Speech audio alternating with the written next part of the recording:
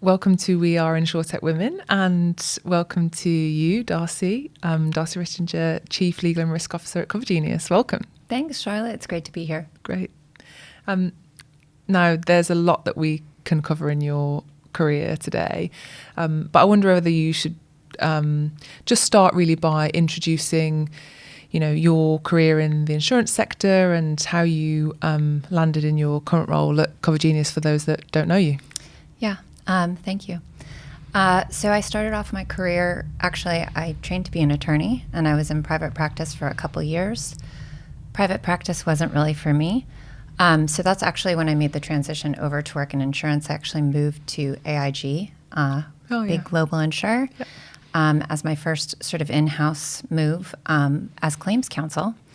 And then I spent the better part of 12 years kind of bopping around different insurance carriers in different roles. Started off in that sort of claims counsel, litigation management, and then ultimately moved into product development and portfolio management. So I really sort of had the broad swath of experience from within the carriers by the time I joined my current company, Cover Genius and InsurTech, in 2018. And I was actually brought on board at the time as the first American employee. I always brag about this because we are quite a global business now. Yeah. But brought on to lead our insurance operations and build out, our regulated entities, our products, our partnerships across the Americas region. And that was in 2018 when that happened. So I think, building on the experience that I had across all of these different sort of sub-functions within large insurance carriers, it really served me to sort of serve at this new InsurTech as a jack of all trades that kind of understood the insurance ecosystem. And it's really interesting, actually, because a couple of the guests that we've had on throughout this series, and myself included, actually, have started out in that claims environment, and you're really at the sharp end, if you like, of the product. That's where you're putting to the test whether that product's working for the insured or for the customer or not. Do you think that's having that background has helped you then move into kind of operational roles and C-suite roles? 100%. We used to joke around at the carriers when I was still, in the claims arena, that we knew the products better than the people that were selling them did. Yeah. And possibly the only people that knew them as well as we did were the lawyers that were, sort of reviewing the language to make sure we weren't leaving holes that plaintiff's counsel could drive through. You are there understanding what the landscape looks like, the risk landscape looks like, because you're seeing it day to day, living in the fields, interacting with the customers. And actually, the other thing I would say is that you're the product that they're selling. It's not really the insurance policy, it's the experience that the customer is going to have through interacting with the policy, because let's face it, most customers aren't actually reading the documents. Yeah. I think that has served me enormously well to sort of understand the industry even better from that product lens. Yeah, get to know it and actually get to be super customer centric, because every business says they're customer centric, but actually when you're seeing what goes well and what goes wrong, Exactly. I think that can really benefit you. So how about, you've obviously explained you've been in law firms, relatively traditional, big carriers, still quite traditional. You then built the Hartford's first admitted cyber policy, if I'm right in understanding that, before moving full on into InsurTech. So was there anything in that experience of kind of building something relatively new or newer and emerging in a big carrier that's helped you, that you've brought across into your new world? Definitely. Most of my career within the insurance carriers was spent in what we called at the time, when I first started, data privacy policies, which then evolved to become what we think of as cyber policies today. So when I was on the claims side of the aisle, I was handling the claims that were coming in under the first data privacy policies that existed.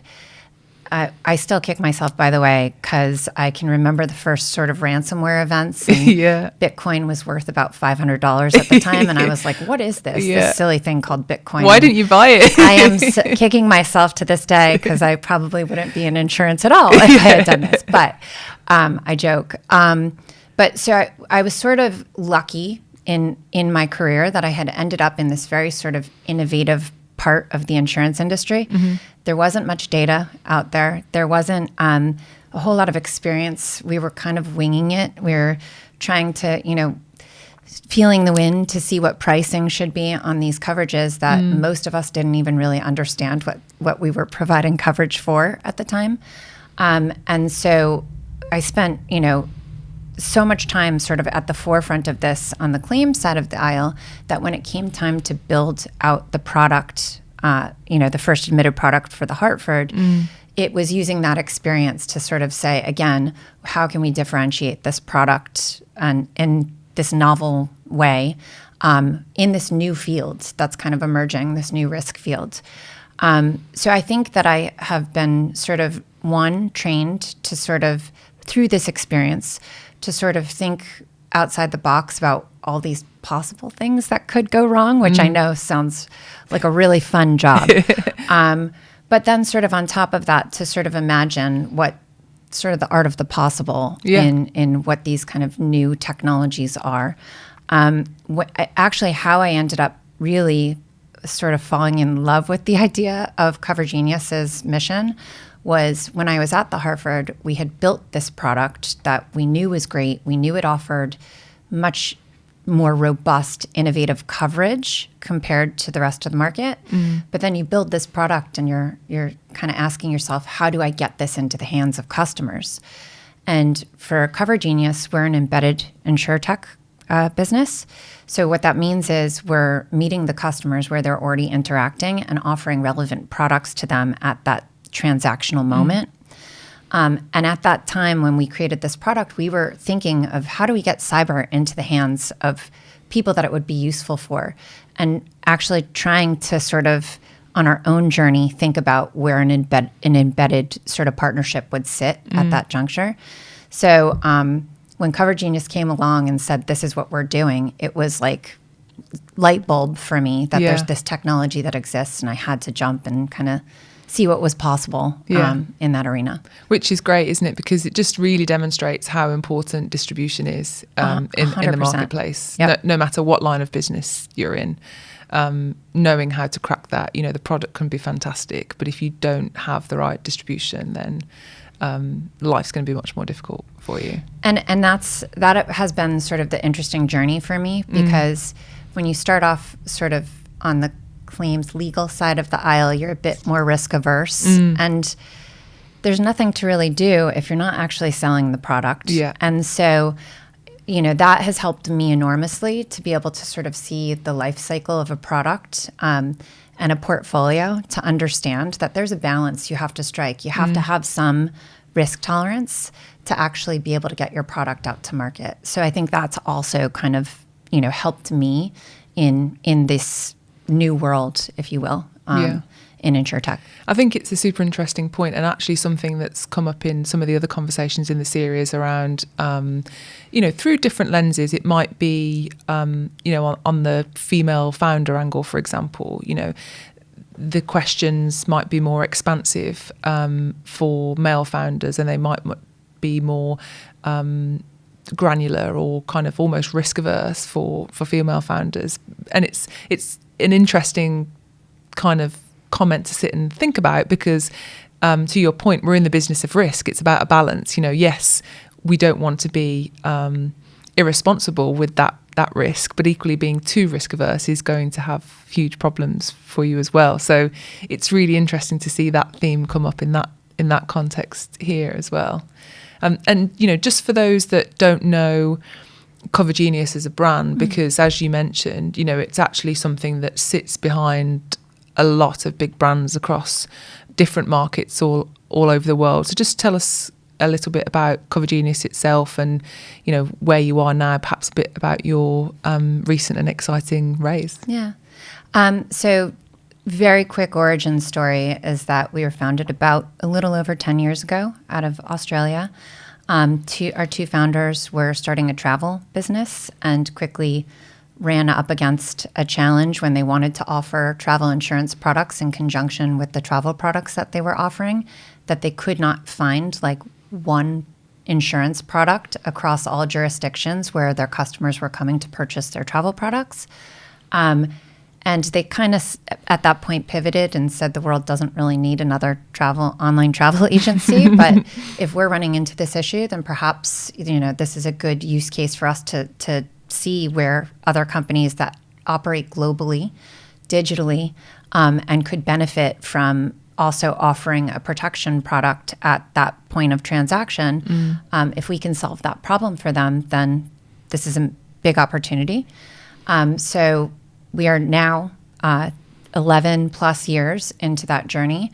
We actually just closed our Series E funding round last week with a US-based Vista Credit Equity Partners. And I'm sorry, I'm actually want to get the name right. It's Vista Credit Partners or Vista. I have to look. We'll correct that later. Yeah. But this was a $100 million round. And the exciting part about this round from the perspective of the company is that sort of our previous rounds were, meant to really sort of enable growth to add different distribution. We, since our last funding round, have become profitable. We're EBITDA positive. So we've got operating capital, which is really exciting about what this capital represents. It really represents us launching us to tremendous growth. So we're doubling down on all of our AI infrastructure and initiatives as part of this, our acquisition strategy, which we're really excited about. We've got some kind of new acquisitions in the pipeline, which I can't discuss. No, of course, yeah. But exciting. Publicly right now, but it's exciting stuff. It's really meant to fuel this sort of, rocket-propelled growth. And it's our brand mission to be the world's digital trust infrastructure layer. So if you think about, and this has always kind of been, we started off in travel very specifically to prove that the use case was there, but we've expanded across different business verticals. So we work across retail. You think about your eBays, your Amazons, kind of, online marketplaces. We're working through fintech companies. So we have partnerships with Klarna and Stripe and Revolut to offer these sort of products as well that benefit their customers during a point of sale or transaction or embedded in their flows. And we work in shipping and logistics as well. So it's really exciting that we're able to sort of expand from this sort of travel origins and prove that this makes sense, across many different use cases. And actually, it's so much about you're meeting the customer where they are. So much of insurance is about, people can't find their policies or they're not very engaged and it's a once and done, not great experience. There's a lot of distrust. So it's really great and interesting to see that actually the digital trust layer is kind of front and center of your mission. Absolutely. And, we are in a regulated industry, very heavily regulated industry. We've got, 60 plus different regulators that are overseeing the distribution of our products and how we handle the claims on the back end. So I always joke around, often when we're talking to our partners that my title is, Chief Legal and Risk Officer, but CRO is Chief Reputation Officer too. Yeah. Really, we're stewards for our partners' brands. Since we are that sort of middle trust infrastructure layer, we need to make sure that we're treating their customers fairly and that, we're providing products that actually our partners are legally able to distribute to their customers. Their customers are their most prized asset, and we take that responsibility very seriously. That's great. I mean, and you've got that real incentive and impetus to do that from all angles, because as you say, yes, you're in a very heavily regulated environment. You're actually selling a lot of the time at some point in the transaction, there's an end individual customer in your line of work as well as those big brands. So I think it's a great way of describing your role actually as chief reputation officer, because it's there day in, day out. That our chief trust officer, but the CTO acronym, our CTO, technology officer, doesn't like that. No. So, yeah, it's fair enough. And you might be putting yourself into much more technical waters than maybe you'd envisaged. Definitely not. Yeah. And, just coming back to kind of where we are in the podcast, we are InsurTech Women. What we're trying to do here is really focus on, yes, diversity, but also great leaders in the space, such as yourself, and what that looks like for you and what your surroundings look like. And with your career in particular, Darcy, you're in legal, you're in compliance, you're in insurance. If you look at those within risk, they're all still pretty male dominated sectors. Obviously things are changing. Do you have any kind of views on how that's changed over your career, or what the positive sides are of that, about the fact that, yes, there might not be parity of representation, but you've had great allyship, you've had people open doors for you. Is there anything that you can speak to about the positives of the sectors that you're looking at? Yeah. You forgot also technology, which is also a male-dominated field. So you're covering them all. Yeah, it's pretty much something that and not to mention the fact that I am the only girl in my family. I have 2 older brothers. So this is something, being in male-dominated rooms was something that I actually was fairly comfortable with. Yeah. Which probably earlier in my career, was more, at least I hope, was more necessary than it is now. But what that meant was understanding that I did need to seek out mentors and sponsors, more importantly, sponsors at a young age or young, juncture of my career, I would say. I've been really lucky to have mentors and sponsors that are both men and women. If I think back to the beginning of my career, my first law firm, it was a female partner that took me under her wing and really gave me opportunities and put me in front of clients very early on. It's that sort of, you need to have the opportunities in order to prove yourself. You can't win the game if you're not even on the field, right? So, I'm forever grateful for that. And that kind of continued when I went in-house. What I will say was that there were a lot of incredible female leaders at sort of senior middle management level when I think back, and they were mentors for me. Again, mentors and sponsors for me. But certainly at that level above, there weren't as many women in those rooms, and I felt that and I witnessed that. What I also then realized that because of that, I couldn't just rely on female leaders to sort of help stretch out the hand and give me a hand up. And there were some incredible men who taught me that I was an expert on this and I should speak up. I will say that probably at the Hartford, and then when I joined Cover Genius, it was male sponsors that really sort of elevated me and brought me into the meetings that I probably would have been intimidated to be in, but encouraged me to be the SME. So I think maybe thinking back on how I navigated that, I made sure that I really understood sort of the topics that we were going to discuss, or if I was getting a chance to sort of pitch before a leadership team, that I really knew that I was an SME in the room. And because of that, they wanted me in the room. Yeah.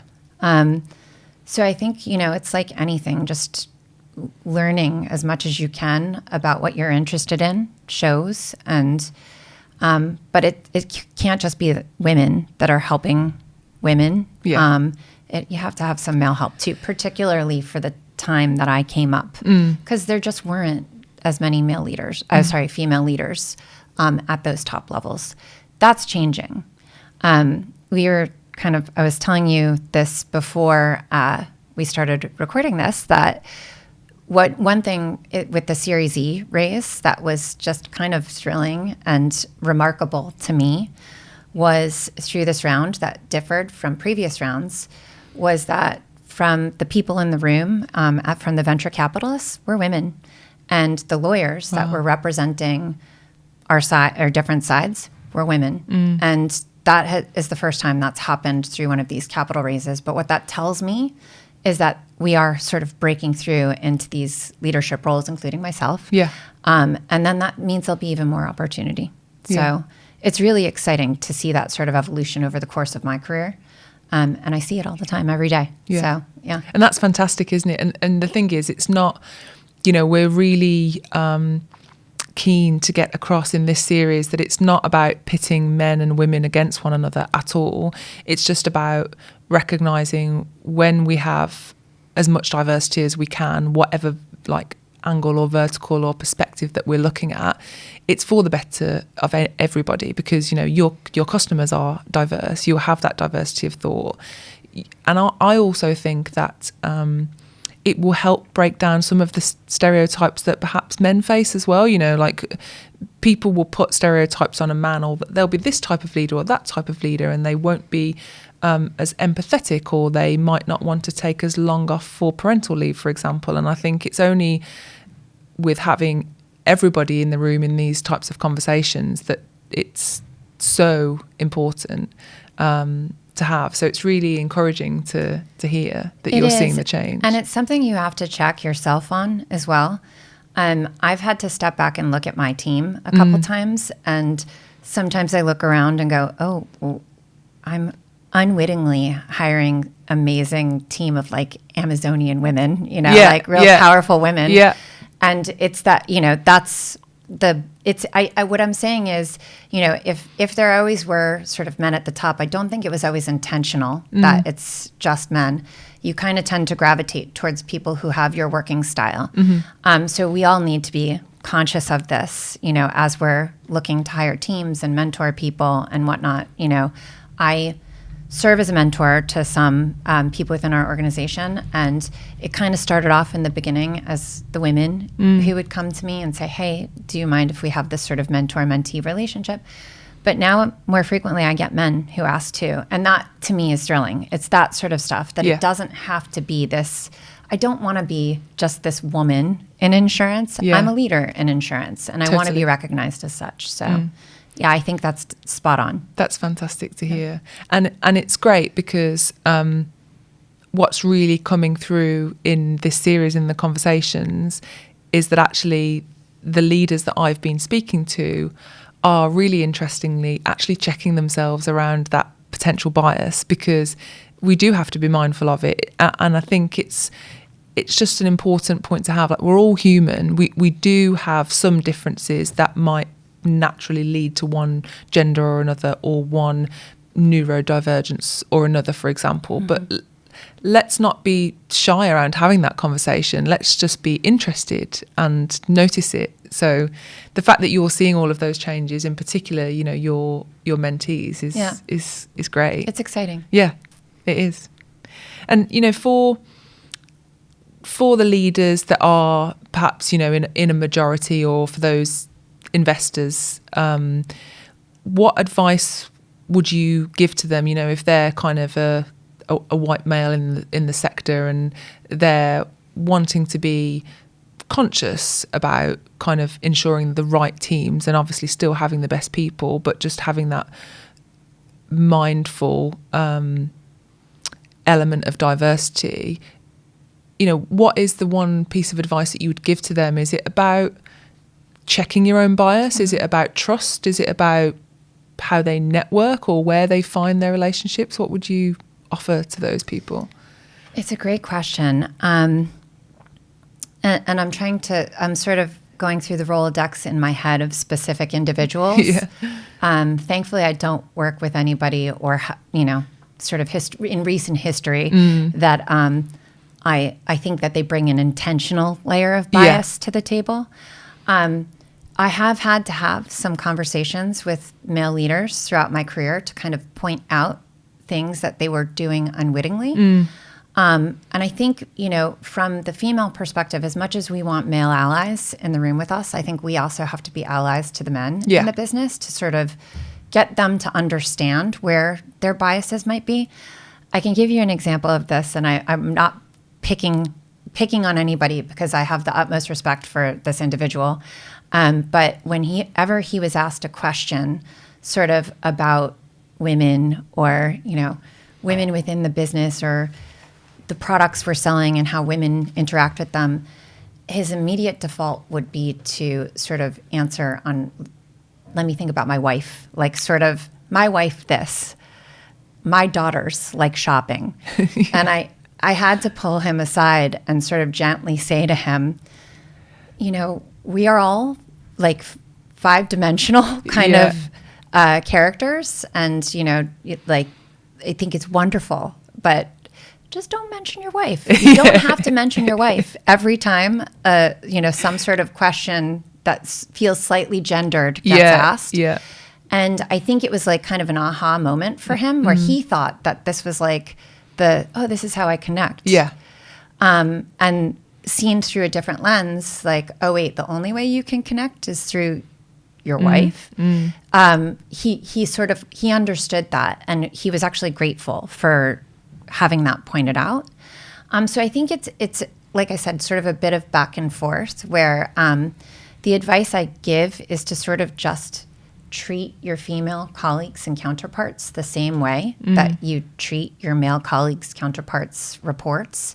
Again, don't identify that with them through your wife, but how do you find the sort of common ground, whether it's working, whether it's personal interests. There are plenty of women that like sports, and there's plenty of men who like Broadway theater. Like, who knows? So I think it's kind of just finding those sort of touch points as human beings for how you interact with them that find the common ground, I guess, is sort of my advice.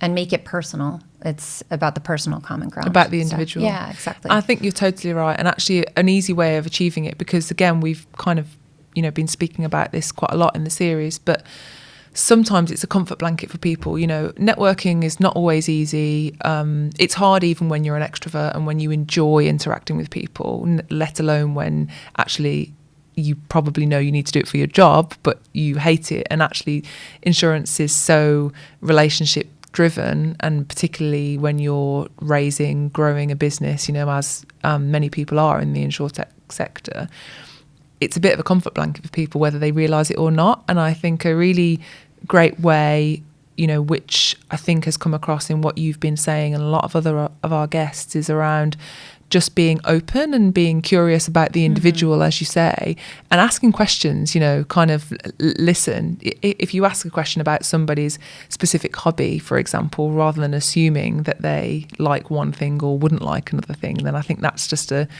great and easy start as well, I think that's right. It's advice across the board is don't make assumptions about people. Yeah.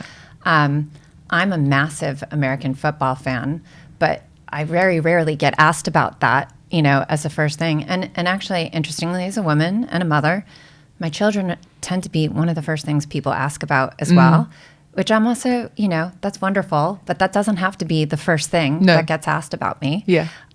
So, it's just like, how can you sort of take away the preconceived notions and don't make assumptions and be curious about the other person and find the common ground. Yeah, definitely. I agree. And how about for, the people who are earlier in their career now and they're kind of thinking about a career in risk or a career in law, and they're still seeing that on the face of it, some of those kind of disparities might feel like it's not really necessarily the place for them. What advice would you give to that kind of young, aspiring female who's thinking about a move into insurance? So, go for it. That's really what it comes down to. I think statistically, a lot of the makeup of the industries are changing. There's still particularly in law, when you look at law, it's a fairly demanding job. So I think there does tend to be, I think there's more, at least in the States, more female law school graduates now than men. I think similar in the UK as well, yeah. So it will change, it will shift.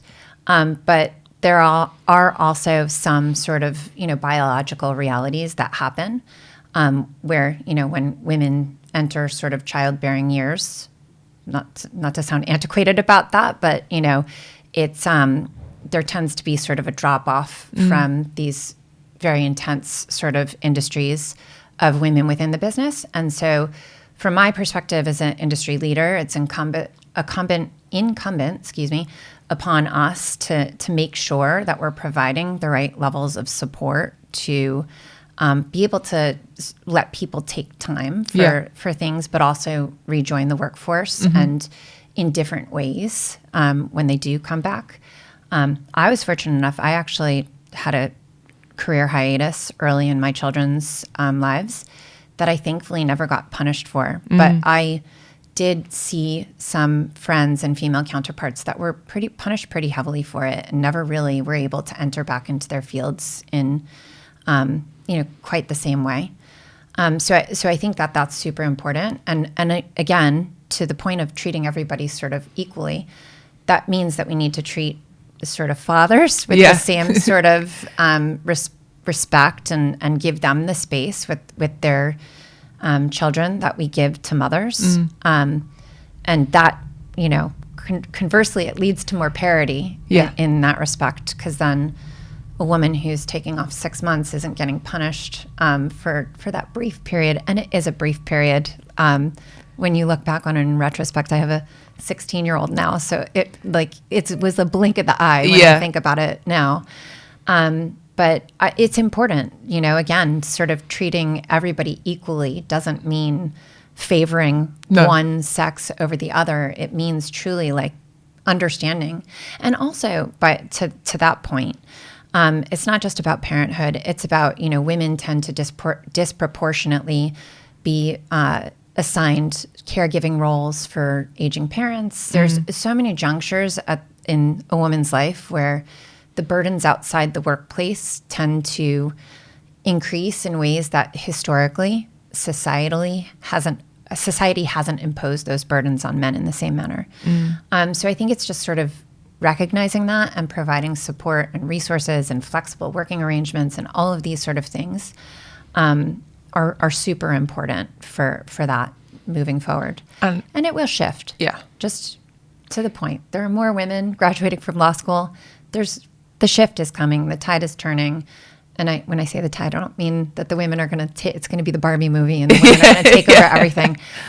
But, what felt sort of impossible when I look back on it 15 years ago and seeing these C-suites that were pretty much all men and these boards of directors that were all men, it's changed. It's changed a lot. Is there way more to go? Yes, absolutely. But it's changed.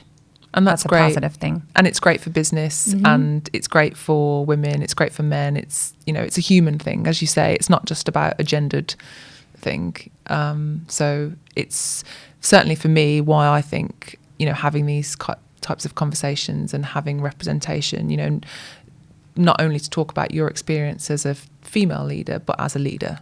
And it's great. So thanks so much for coming in and taking the time to see us. It's been lovely. Thank you for having me. It has been lovely. Great. Thank you.